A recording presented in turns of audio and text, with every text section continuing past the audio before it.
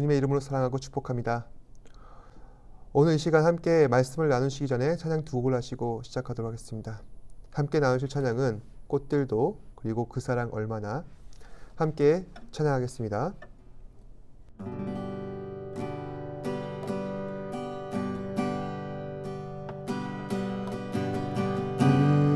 이곳에 생명샘 솟아나 눈물 골짝 지나갈 때에 머잖아 열매 맺히고 웃음소리 넘쳐나리라. 꽃들도 구름도 바람도 넓은 바다도 찬양하라 찬양하라 예수를. 하늘을 울리며 노래해 나의 영혼아 은혜의 주 은혜의 주 은혜의 주.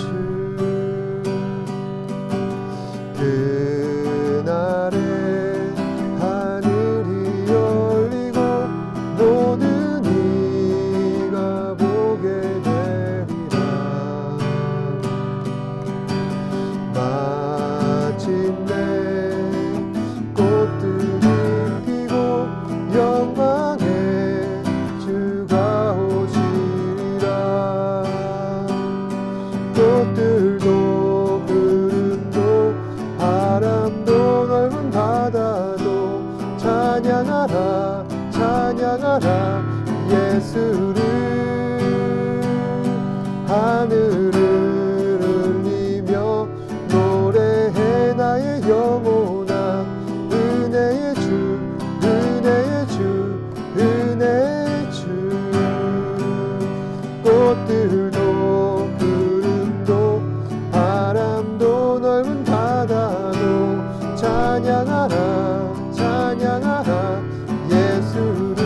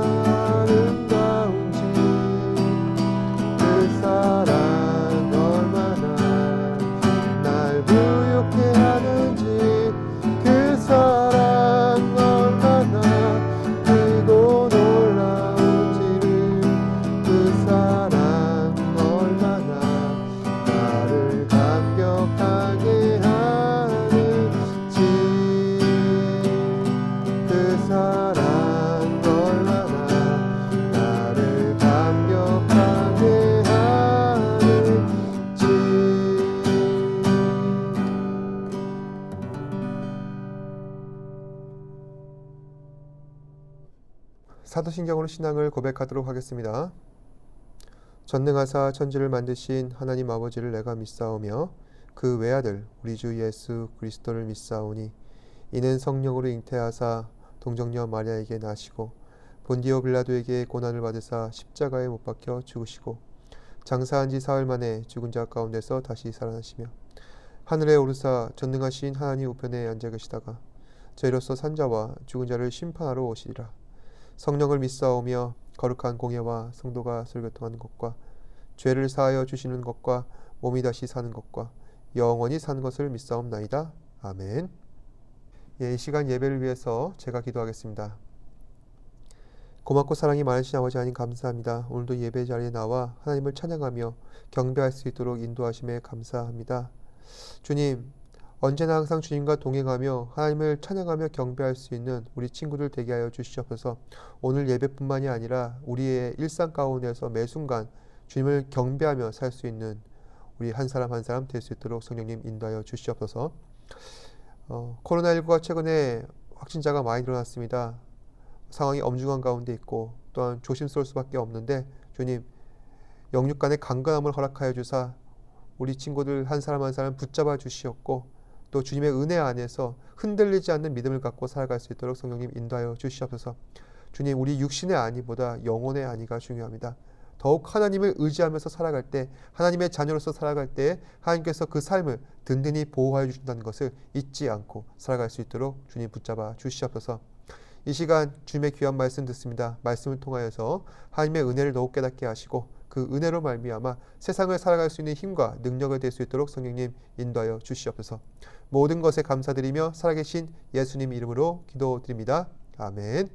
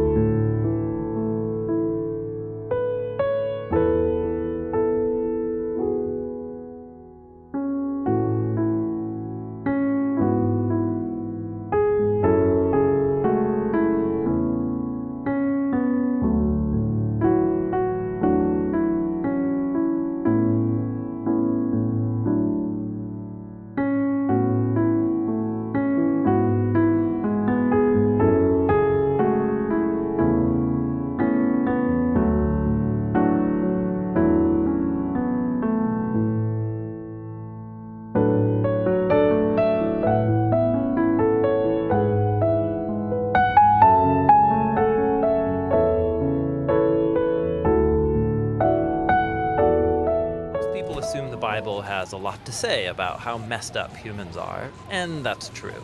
It's also true that the Bible's vocabulary about this topic sounds odd to modern people, using words like sin, iniquity, or transgression. And so the Bible's perspective on the human condition is often ignored or treated as ancient and backwards. This is really unfortunate, because through these words, the biblical authors are offering us a deeply profound diagnosis of human nature. Iniquity describes behavior that's crooked, while transgression refers to breaking trust.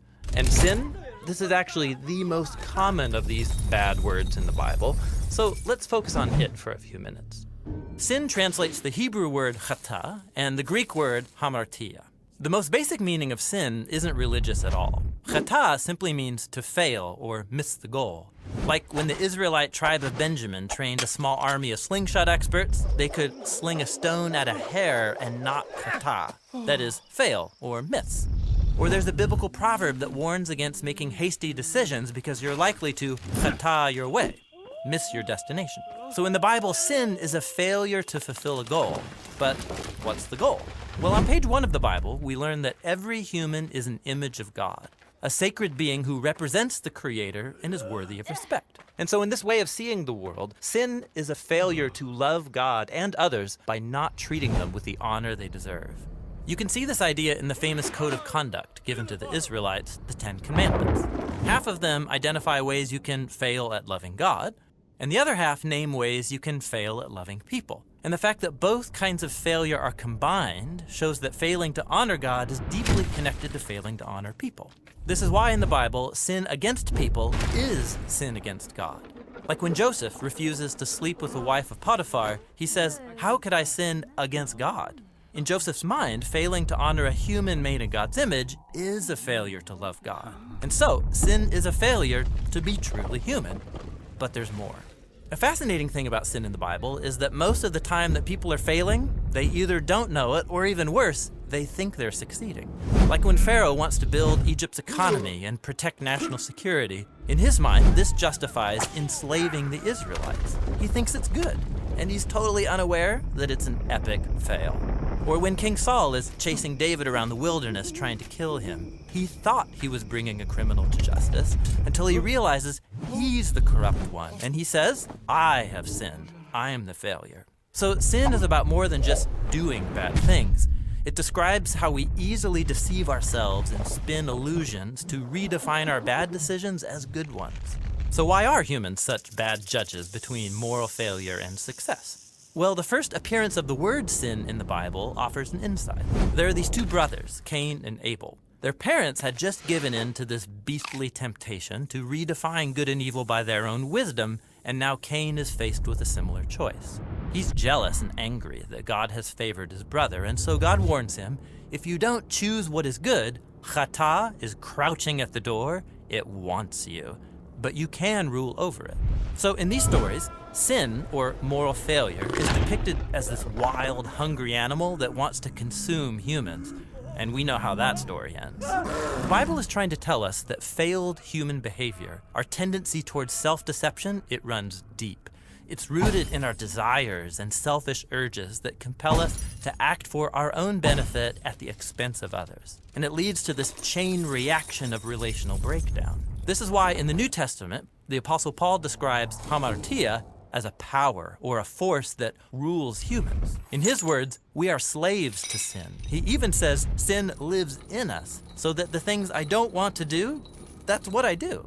So with the word sin, the biblical authors are offering a robust description of the human condition. It's a failure to be humans who fully love God and others.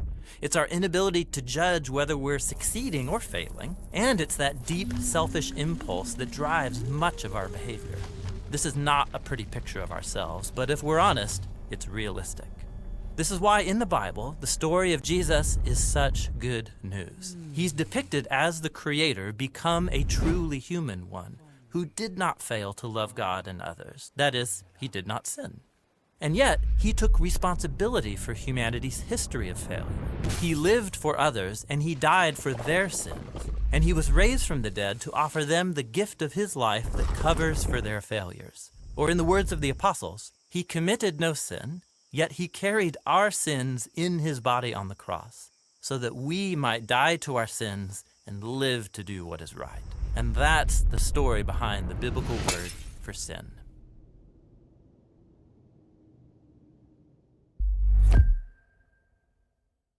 아니 땐 굴뚝에 연기 날까라는 속담이 있습니다. 아궁이에 불을 뗐기 때문에 연기가 나오는 것처럼 모든 소문에는 그럴 만한 원인이 있다는 뜻입니다. 원인이 없으면 결과가 있을 수 없다는 것이죠. 바로 오늘 말씀이 그렇습니다. 오늘 말씀은 주전 586년 바벨론에 의해서 남유다가 멸망하기 전에 그 당시 있었던 실상들을 폭로하고 있습니다. 대체 무슨 일이 일어났길래 그 찬란한 영광으로 가득 찼던 이스라엘 백성들이 한순간에 무너질 수밖에 없었는가. 바벨론의 느부갓네살 왕은 주전 605년과 597년 두 차례에 걸쳐서 남유다를 침공하였습니다. 그리고 주전 586년에는 세 번째 유다를 침공하여서 온 나라를 유린하고 마침내 예루살렘을 포위하여서 약 1년 6개월 만에 예루살렘 성을 함락하였습니다. 이때 예루살렘에 거주했던 수많은 유다 사람들은 학살을 당하게 되었고 바벨론의 포로가 되어 끌려갔으며 예루살렘 성과 성전도 완전히 파괴되어 버렸습니다. 당시 이스라엘 백성들은 수많은 나라들 가운데 유일하게 하나님의 선택을 받은 민족이며 구별된 사람들이라는 자부심을 갖고 살아왔습니다.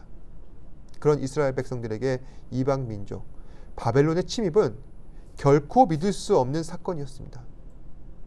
특히 하나님의 성전이 있던 예루살렘 성벽이 무너진 사건과 그리고 성전이 회파된 사건은 지금까지 이스라엘 백성들이 지켜왔던 이 신앙에 대한 심각한 도전이었으며 이를 계기로 이스라엘 백성들은 하나님께 대하여 자신들이 행한 죄악에 대해 수많은 질문을 던질 수밖에 없었습니다. 대체 하나님께서는 왜 우리를 징계하시는가? 대체 우리에게 어떠한 잘못이 있단 말인가? 오늘 말씀은 이러한 역사적인 맥락 속에서 성전 파괴 사건을 중심으로 기록된 말씀이라 할 수 있습니다. 심각한 사실은 이러한 일들이 단순히 이방인들에 의해서 실행되는 것이 아니라 하나님에 의해서 시행되었다는 뜻입니다. 1절 말씀을 다 함께 읽어보겠습니다. 시작. 하나님이여 주께서 어찌하여 우리를 영원히 버리시나이까?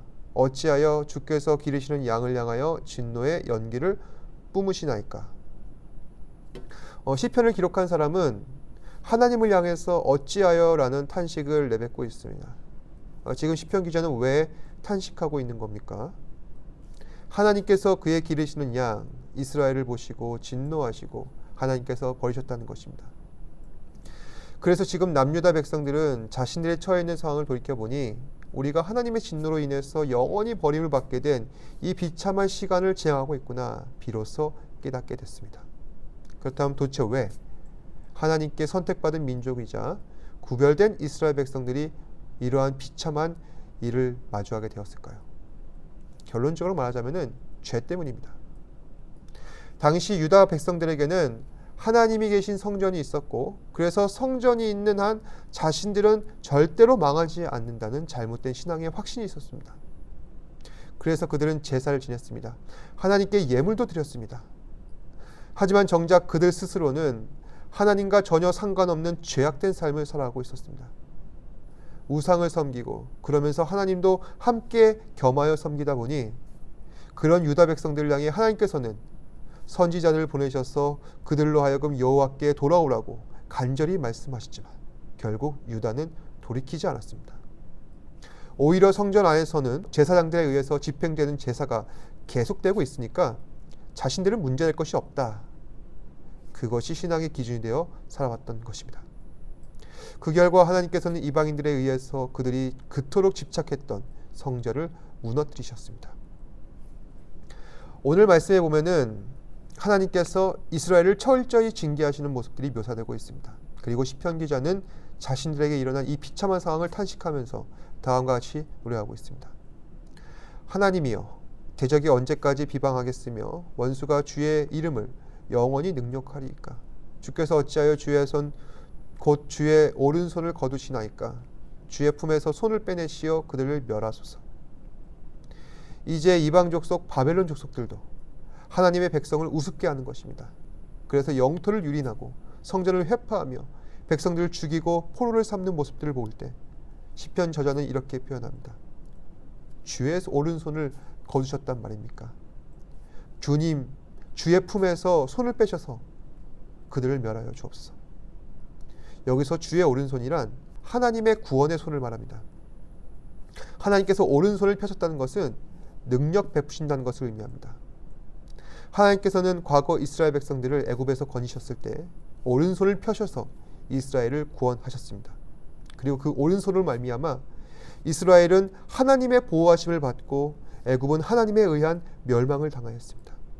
결국 남유다가 원하는 것은 탄식하고 포기하는 것이 아닙니다. 절망적인 상황 가운데에서 하나님의 은혜를 구해야 하는 것입니다. 그리고 자신들의 잘못을 돌이키고 회개하는 심정으로 다시 바로 서길 이스라엘 백성들은 원하고 있습니다. 사랑하는 여러분, 지금 이스라엘은 하나님으로부터 처참한 징계를 받고 있습니다. 하지만 사실 유다를 향한 하나님의 마음이 얼마나 아프셨을까 짐작이 되는 것입니다. 당신의 사랑하는 백성들을 이방인의 손으로 멸하시고 신이 성전을 무너뜨리시고 이러한 결심들이 하나님께서는 쉽지 않으셨을 것입니다. 그래서 우리는 오늘 말씀들을 통해서 그럼에도 우리를 징벌할 수밖에 없었던 하나님의 마음을 느낄 수 있기를 소망합니다. 하나님은 그만큼 우리 죄악을 미워하시는 분이시다. 우리가 죄악을 품고 살아가는 한 하나님의 은혜는 경험할 수 없는 것이다. 하나님께서는 오늘 우리로 하여금 깨닫게 하시기 위해 말씀을 보내주시고 특별히 오늘 예배를 통한 말씀을 듣고 회개하며 돌이킬 수 있는 기회를 끊임없이 주고 계십니다. 그래서 오늘 우리가 드리는 이 예배가 얼마나 소중한지 모릅니다. 우리는 항상 신중하고 조심해야 합니다. 단지 신앙의 모형만 갖추고 있다는 그것으로 안심해서는 안 됩니다. 매 순간 말씀 앞에서 우리 자신을 돌이켜보며 여호와 하나님께로 돌아가는 삶, 이것이 진정한 회개이며 하나님께서 기뻐하시는 삶인 것입니다. 이번 한 주간 하나님께서는 또 우리에게 생명을 주실 것입니다. 생명이 있는 한 우리에겐 희망이 있습니다. 날마다 하나님의 말씀으로 자신을 살피며 하나님 자녀다운 거룩하고 정결한 삶을 살아갈 수 있기를 주님의 이름으로 축복합니다. 기도하겠습니다.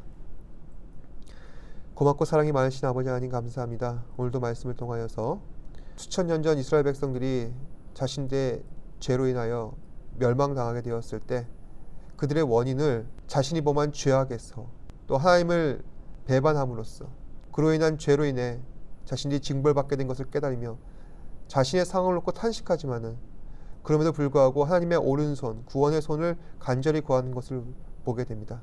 주님, 우리에게도 하나님의 은혜가 필요하고 이러한 구원의 손이 간절히 필요합니다. 매 순간 하나님의 도우심을 따라 살아갈 수 있는 우리 사랑하는 친구를 되게 하여 주시옵소서. 그리하여서 주의 말씀에 순종하고 살아갈 때마다 주께서 도우시는 놀라운 능력의 손을 경험하며 살아갈 수 있도록 한 사람 한 사람 붙잡아 주시옵소서. 모든 것에 감사드리며 살아계신 예수님 이름으로 기도드립니다. 아멘. 하늘에 계신 우리 아버지여, 이름이 거룩히 여김을 받으시오며 나라가 임하시오며 뜻이 하늘에서 이루어진 것 같이 땅에서도 이루어지이다. 오늘날 우리에게 일용할 양식을 주시옵고 우리가 우리에게 죄 지은 자를 사하여 준 것 같이 우리 죄를 사하여 주시옵고 우리를 시험에 들게 하지 마시옵고 다만 악에서 구하시옵소서. 나라와 권세와 영광이 아버지께 영원히 있사옵나이다. 아멘.